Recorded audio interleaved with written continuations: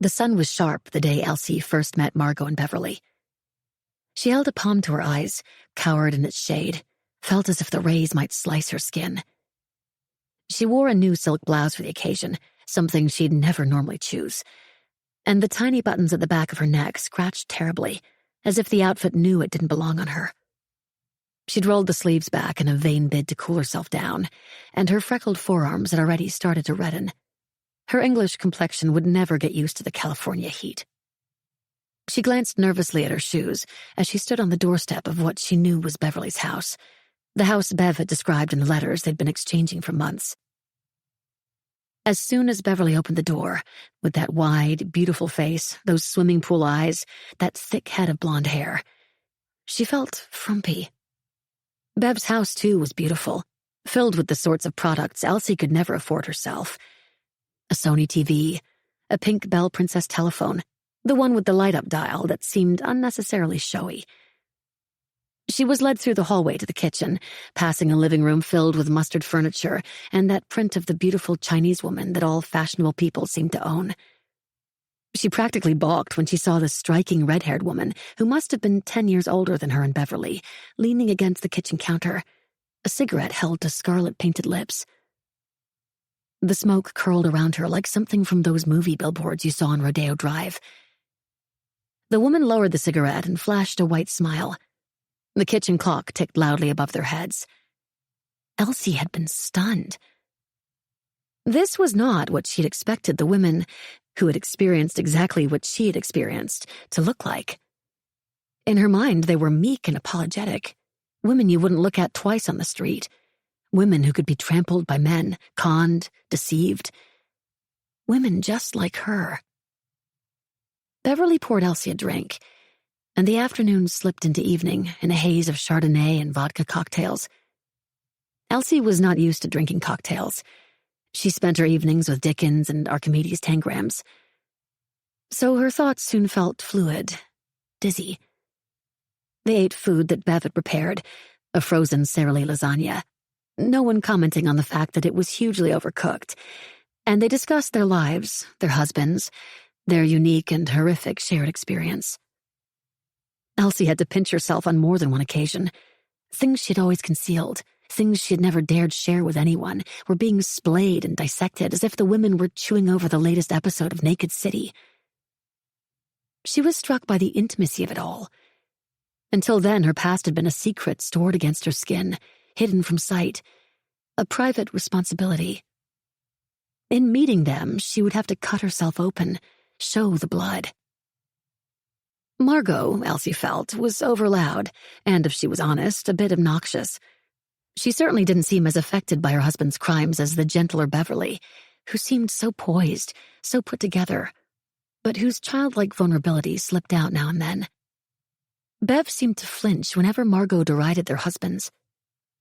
"They're animals," Margot had quipped plainly, dabbing the corner of her mouth with a pinky finger. "Well," Margot widened her eyes at Beverley. "What do you mean, well?" "Henry was a good father," Beverley countered hesitantly. "He doted on Benjamin. He bought him Christmas toys, made him peanut butter and jelly sandwiches, Hawaiian punch." "Hold on." Margot held up a palm, and Elsie marveled at the familiarity between the women, their ease, their comfort in challenging each other. "Does tossing a ball in the yard with your son excuse you from slitting girls' throats?" Elsie bristled, expecting Beverley to react in horror. Instead, Beverley continued calmly. "What I'm saying is that I believe he could have been both things at the same time. A dangerous man," she opened a hand, "and a good father." She opened the other next to it, like they were balancing scales. Margot blew a raspberry. "That's stupid."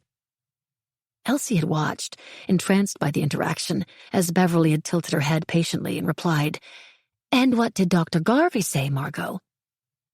Elsie would later discover that the women had been seen by the same psychologist after their husbands were arrested. Margot rolled her eyes and parroted in a crisp British accent, "You are to ban the word stupid from your vocabulary." She took a drag on the cigarette she was holding loosely between her fingers. But sometimes it just fits. Okay, not for you, Bev, but it does for some of the wives. The wives? Elsie was intrigued to hear women, presumably women who'd been through what they'd been through, discussed like this. Like that Harbinger woman. She genuinely is an idiot. Who's that? Elsie dared to ask. Do you not remember? Margot blew out smoke. She flat out refused to believe her husband was a killer. She launched an actual campaign to protest his innocence, told the press the cops had got the wrong guy. Well, what's so wrong with that? Elsie glanced between them, unsure of what she'd missed. She was being supportive. He ended up taking a plea deal, Margot said bluntly, to avoid the chair. He admitted to 25 murders. 25! He used to make her call him on an intercom if she wanted to enter the garage. But if she didn't know, she found a blood-stained mattress at their house, Margot screeched. No, it wasn't a blood-stained mattress, Beverley countered. It was no carpets. He'd had the carpets taken up. That's right. Margot pointed at Beverley enthusiastically. Because he'd killed a load of women on their best carpet. Oh. Elsie felt foolish. That's not even a smoking gun, is it? That's a gun held to your head while someone says, just in case you hadn't noticed, honey, I get a kick out of killing people on your shag pile. I heard you got a letter from one of the victims' mothers, empathizing with her.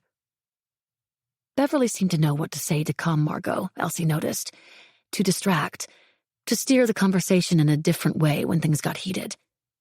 She was deceived, Bev continued. She genuinely thought he was a good man, not a monster. Monster. It was an interesting term. Elsie was never sure that it fit for Albert either, although she supposed there were plenty of people who would level the term at him, and not just because he killed those girls.